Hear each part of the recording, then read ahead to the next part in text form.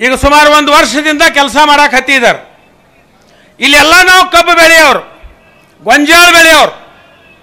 ಕೇಂದ್ರ ಸರ್ಕಾರ ನಮ್ಮನ್ನು ಎಷ್ಟು ಮೋಸ ಮಾಡಕತ್ತಿದೆ ಅಂದ್ರೆ ನಮಗೆಲ್ಲ ಹೇಳಿದ್ರು, ನೀವು ಕಬ್ಬಿನಿಂದ ಇಥನಾಲ್ ಮಾಡ್ರಿ, ರೈತರ ಆದಾಯ ದುಗುಣ ಆಗ್ತದಂತ.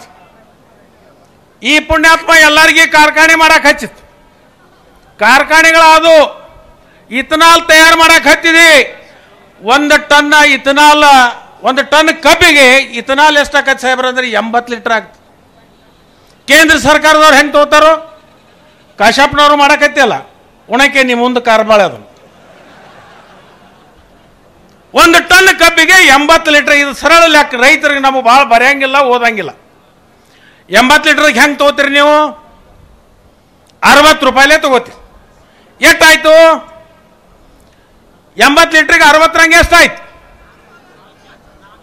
ಮಹೇಶ್ ಹೆಬ್ಬ ಕಾಟ್ಲಾ ಮೀನು ಕೃಷಿಯಲ್ಲಿ ಎಕರೆಗೆ 3 ಲಕ್ಷ ಗಳಿಸ್ತಿದ್ದಾರೆ. ನೀವು ಕೂಡ ಅವರಿಂದ ಕಲಿಬೇಕಾ? ಅವ್ರ ಜೊತೆ ವಿಡಿಯೋ ಕಾಲ್ನಲ್ಲಿ ಮಾತಾಡಬೇಕಾ? ಈಗಲೇ ಫ್ರೀಡಮ್ ಆಪ್ ಡೌನ್ಲೋಡ್ ಮಾಡಿ. 4700 ರೂಪಾಯಿ ಆಯ್ತಾ? 4800. ಇವತ್ತು ಅದನ್ನ ನಮ್ಮ ಕಡೆಯಿಂದ ಇಥನಾಲ್ ತಗೋತಾರ. ಏನೂ ಮಾಡಂಗಿಲ್ಲ ಸಾಹೇಬ್ರ ಅವ್ರು. ನಾವು ಹೋದ್ ಟ್ಯಾಂಕರ್ದಾಗಿಂದ ಹೋದ್ ಮ್ಯಾಗ ಸುರುತ್ತೀವಿ, ತೆಳಗಿನ ತಗೊಂಡು ಪೆಟ್ರೋಲ್ ಪಂಪಿಗೆ ಕಳಿಸ್ತಾರೆ. ಪೆಟ್ರೋಲ್ ಹೆಂಗೆ ಮಾರಕತ್ತಾರೋ? 102 ರೂಪಾಯಿ ಆಯ್ತಾ? ಪೆಟ್ರೋಲ್ ಪಂಪ್ದಾಗ 3 ರೂಪಾಯಿ ಕಮಿಷನ್ ಬಿಡ್ರಿ, ಉಳಿತೆಟ್ಟು 100 ರೂಪಾಯಿ. ಈ ಕಾರ್ಖಾನೆ ಒಂದು 10 ರೂಪಾಯಿ ಕೊಡ್ರಿ ಲೀಟ್ರಾಗ, ಎಷ್ಟು ಉಳಿತು? 90 ಉಳಿತಲ್ಲ. ಈ ಕೊಡ್ತಾರೆ ಎಷ್ಟು? 60. ಇನ್ನು ಡಿಫರೆನ್ಸ್ ಆಯ್ತು 30. ಆ 30 ರೂಪಾಯಿ ನೀವ್ಯಾಕೆ ಇಟ್ಕೋತಿರಪ್ಪ? ಏನು ಕಬ್ಬ ಹಚ್ಚಿದವ್ರ, ಏನು ನೀರು ಉಣಿಸಿದವ್ರ, ಏನು ಕಳಿಗೆ ತೆಗೆದವ್ರ, ಏನು ಮೈ ಹರ್ಕೊಂಡವ್ರ? ಆ 30 ರೂಪಾಯಿ ಈ ಕಾರ್ಖಾನೆ ಮಾಲೀಕರು ಕೊಡ್ರಿ, ಅದನ್ನ ನೇರವಾಗಿ ರೈತರ ಖಾತೆಗಳಿಗೆ ಜಮಾ ಮಾಡ್ರಿ ಅಂತ ಹೇಳಿ ಯಡಿಯೂರಪ್ಪನವರೇ, ವಯಸ್ಸು ನಿಮಗೆ 82 ಆಗ್ಯದ. ನೀವು ಕೇಳಕತ್ತಿರಲ್ಲ ತಾಕತ್ತಿದ್ರ ಅಂತ ಹೇಳಿ. ನಿನಗೆ ತಾಕತ್ತಿದ್ರೆ ಕೇಂದ್ರ ಸರ್ಕಾರಕ್ಕೆ ಹೇಳು, ಆ 30 ರೂಪಾಯಿ ರೈತರ ಖಾತೆಗೆ ಜಮಾ ಮಾಡಿದ್ರೆ ನಮ್ಮ ಟನ್ನಿಗೆ 4500 ಬರ್ತದೆ. 1 ಟನ್ ಕಬ್ಬಿಗೆ 4500 ಸಿಗ್ತದೆ. ಅವಾಗ ರೈತರ ಆದಾಯ ದುಗುಣ ಆಗ್ತದೆ.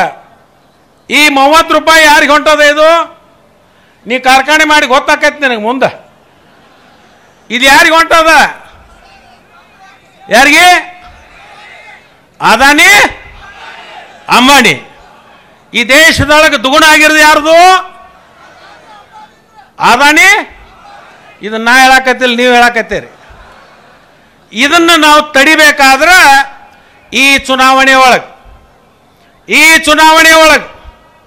ನನ್ನ ಸೋದರಿಯಾಗಿರ್ತಕ್ಕಂಥ ಶ್ವೇತಾ ಪಾಟೀಲ್ರ 1 2 3 ಎಲ್ಲಿ 1 2 3ನೇ ನಂಬರ್ ಹಸ್ತದ ಗುರುತಿಗೆ ನಿಮ್ಮ ಅಮೂಲ್ಯವಾಗಿರ್ತಕ್ಕಂಥ ಮತವನ್ನು ಕೊಟ್ಟು ಅವರನ್ನು ಪ್ರಚಂಡ ಬಹುಮತದಿಂದ ಗೆಲ್ಲಿಸಬೇಕು ಅಂತ ಹೇಳಿ ನಾನಿವತ್ತು ನಿಮ್ಮ ವೇದಿಕೆಗೆ ಬಂದು ನಾನು ನಿಮ್ಮೆಲ್ಲರಿಗೆ ವಿನಂತಿ ಮಾಡ್ಕೋತೀನಿ.